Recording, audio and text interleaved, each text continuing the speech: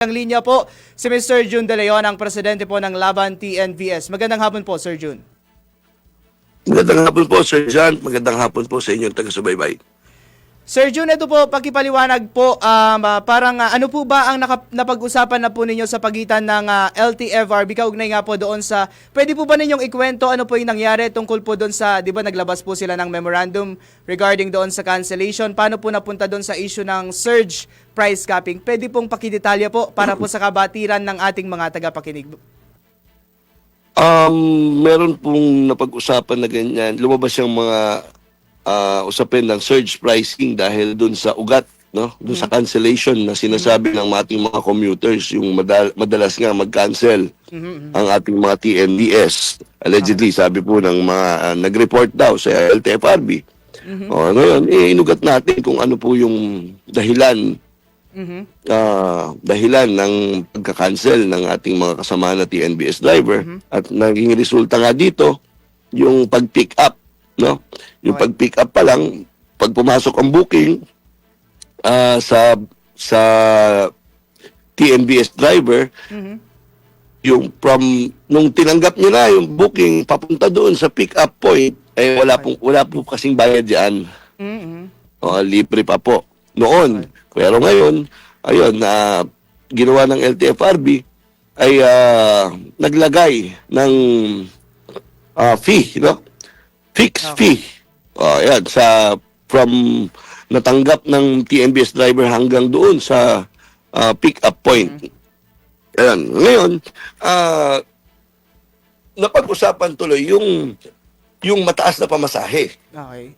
Ayan, so diyan na rin na nakalkal yung surge, no? Surge fee dahil alam naman natin ng mga nakaraang taon merong mga isa lang naman ang namamayagpag na TNC noon. Last year. At nung mga nakaraan pa, yung aking naalala, 2022 or 2023, ito dininig pa sa Senado at sa Kongreso yung overpricing at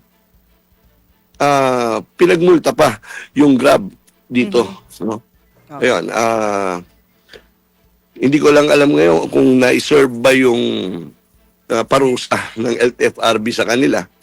Dahil yun nga, merong nangyaring overpricing at merong multa at pagbabalik ng pera sa mga pasahero. Okay po. Yun ang nangyari noon.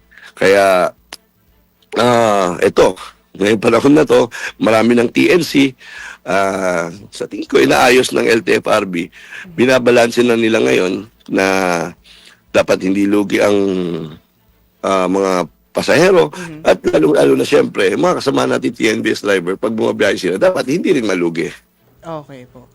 Tapos, so, ito po, tuloy pa po ba yung surge price capping o kinansilan na po ng LTFRB? Meron pa rin pong surge, pero kalahati na lang po. Dati po, times 2. Ngayon po ay hindi na aabot sa times 2. Okay. At yun nga, ang naging pakonsuelo na lang dito ay yung pick-up point na fee. Yung pag-pick up fee, ayun, tawagin nila.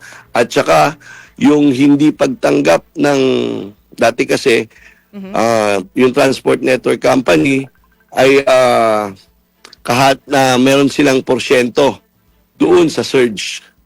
No? O, pag nag-surge, ay kumukuha ng porsyento ang Transport Network Company. Ngayon po, base po dun sa memorandum circular na inilabas na nitong nakaraan ng LTFRB ay lahat po ay mapupunta na sa driver.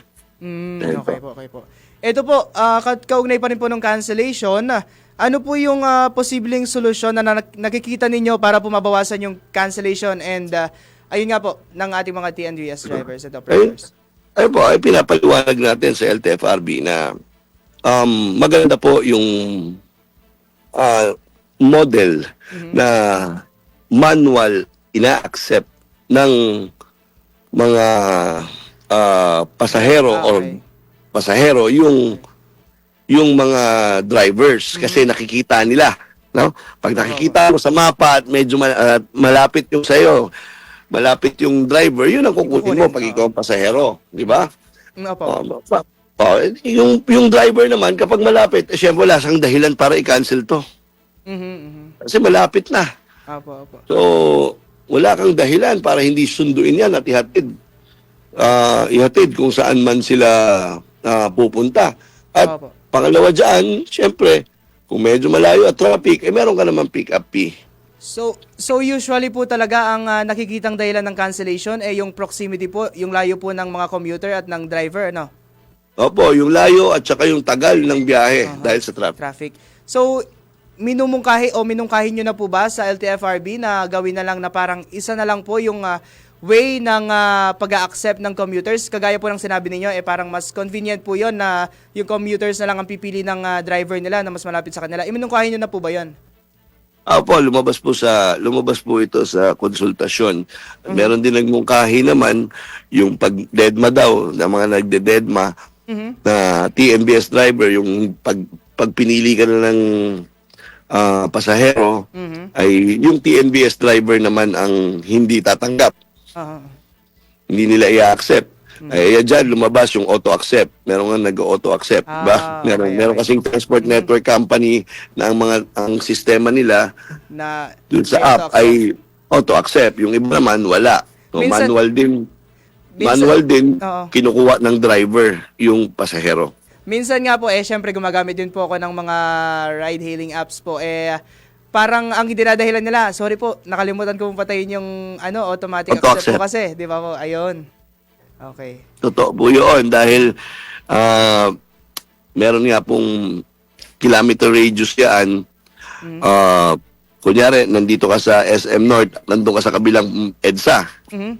O edi kung nasa tapat ka lang, malapit ka. Malapit ka doon. O, kunyari, 500 to 1 kilometer radius tayo sa isang TNC. O, nandun ka lang sa tawid ng EDSA.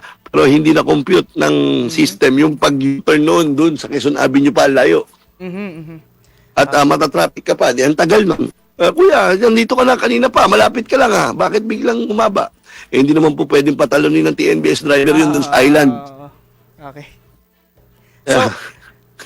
So ito po, para sa inyo, ngayon nga po na medyo nakapagkasundo na po kayo sa LTFRB, ito naman po, sapat na po ba yung kasalukuyang fare structure po para matustusan po yung, syempre po, kailangan po ng gasolina, ng maintenance, at saka po yung oras nga po ng biyahe. Sa tingin nyo po, sapat na po yung fare structure na ginagamit sa ngayon?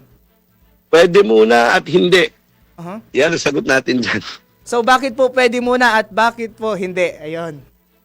Kasi po, bago mag-holiday, bago po itong holiday season, meron po tayong hirit talaga na taas pamasahe sa TNBS. No, dahil nararamdaman natin at dahil sa mga konsultasyon din namin ng mga pasahero, driver, no, nakasamahan natin, kailangan talaga ng pagtaas pamasahe dahil talagang nalulugi. Okay. Ang ginagawa na lang sir ng mga TNBS driver natin ay habaan yung kanilang pagbiyahe para kumita ng sapat para sa kanilang mga pamilya. So dati, mga 10 hours sila bumabiyahe, ngayon 12 to 16 hours na. Sir, yung sa concern naman po sa taas pasahe, sa side naman po ng mga commuter, parang ang hinanaing po nila, kapag magtataas po yung presyo ng gasolina, magtataas nga po yung presyo ng pamasahe. Pero naman po, parang unfair daw po kapag bumaba naman po yung presyo ng gasolina, hindi naman daw po bumababa ang presyo ng pamasahe. Ano po yung reaction ninyo dito, sir? Tama rin po ang side ng commuters pag ganyan. Ang TNBS po, nung huling nagtaas ng pamasahe ay 35 pesos pa lamang ang per litro ng gasolina. 55 to 60 pesos na ngayon. Wala pang nangyayaring pagtaas. Okay. Pero kung ganun ang side ng ating mga mahal na pasahero, bakit hindi tignan niyaan ng ating gobyerno at yun ang gawin nila? Itaas nila ang pamasahe at pag meron ng pagbaba ng gasolina, pwede rin naman pong ibaba ang pamasahe. So, parang ang magiging dating po, provisional lang po yung pagtataas ng pamasahe? Correct. Pwede po, Okay. may tinatawag po tayo ng provisional fare hike, fare increase. O bakit hindi nila gawin yon? Katulad ngayon, ito'y pag-aaral po ito. Temporary. Kaya sabi ko, pwedeng hindi, pwedeng oo. Okay. Dahil ito po, hindi natin alam kung ano ang tama ng kita sa mga drivers nito. Yes po, yes po. Bakit? Bakit? Dahil, sir, times 2 yung surge sa kasanayan po. No? Hirap na po kaming kumita dyan sa times 2. Ngayon, tinapyasan pa. Okay. So, hindi naman, pag sinabi ko pong okay na kami dyan, kamagalit po sa akin dahil bukas pa lang mag-uumpisa, kung hindi kumita yung mga kasamahan kong driver, patay naman tayo dyan. So parang kumbaga ipinapasa na po ninyo yung bola sa pamahalaan para gumawa po ng aksyon para maging balanse po yung pagkakaroon po ng presyo ng pamasahe sa pagitan po ng drivers and commuters, sir. Dapat naman ginagawa nila ang trabaho nila. O nagkaroon ng konsultasyon ngayon sa kanilang pag-aaral, ganito ang kanilang ang lumabas na resulta. O sige, pagbigyan natin total hanggang December 20 hanggang January 4 ito. Hanggang doon lang ngayon. Okay. Pagkatapos niyan, sana mapakinggan hindi yung ito na yon. Sana mapakinggan yung both sides, no? Okay. Nag-enjoy ba ang pasahero? Nag-enjoy ba si TNBS driver? Okay. Dapat parehas win-win. Yes. Pero isa lang ang mungkahi natin dito. Ano po yan, sir? Silipin ang Transport Network Company kung gaano kataas ang mga commissions nila. Baka doon makakuha ng mababang pamasahe ang ating mga mananakay at Okay. mas mataas na kita naman sa ating mga driver dahil yung Transport Network Company walang nagre-regulate, walang regulasyon tungkol sa commission nila. Po. Tumataas sila hanggang 20 to 25%, samantalang ibang TNC tulad ng InDrive 10% lang at ngayon 5% no nagbigay pa subsidy sa ating mga drivers nitong holiday season, yang from December 17 hanggang January 4 pa ang binigay nila. So natutuwa po yung mga TNBS driver na tumatangkilik dito sa InDrive. Sir, bagamat marami pa po akong tanong, inabutan na po tayo ng oras. Mensahe na lang po ninyo. Ang dami ko po pong gustong itanong, sir. Sana po ma-invite pa po namin kayo sa mga susunod pa na interview. So last na lang po, sir. Mensahe na lang po ninyo sa ating mga tagapakinig, sa pamahalaan at sa inyong mga kapwa TNVS drivers and operators po, sir. At syempre na po sa mga commuter na rin. Sa ngayon po, naniniwala po tayo sa kakayahan ng ating pamahalaan at dun po sa computation nila, sana po ipaliwanag nila ito. Sa LTFRB, may computation sila dyan na hindi malulugi daw ang TNBS driver at hindi rin maaabuso ang ating mga mananakay. Sana po ito ilumabas ng tama. Yung pag-aaral na to tama at patuloy sana ang konsultasyon. Dapat tama po yun. Bago mag-implement, dapat may konsultasyon. Pero huwag nating mamadaliin ang mga desisyon para hindi tayo napapahamak at walang nalulugi, walang kumbaga win-win parate ang resulta ng mga ini-implement natin na batas or memorandum circular dito sa LTFRB. Ayun po, ang hiling po nating lahat ay magkaroon nga po ng win-win sa pagitan po ng drivers, operators at ng ating mga commuters. Maraming salamat po, Sir Jun. Maraming salamat po. Mabuhay po kayo. Muli yan po si Mr. Jun De Leon, ang presidente po ng Laban TNVS.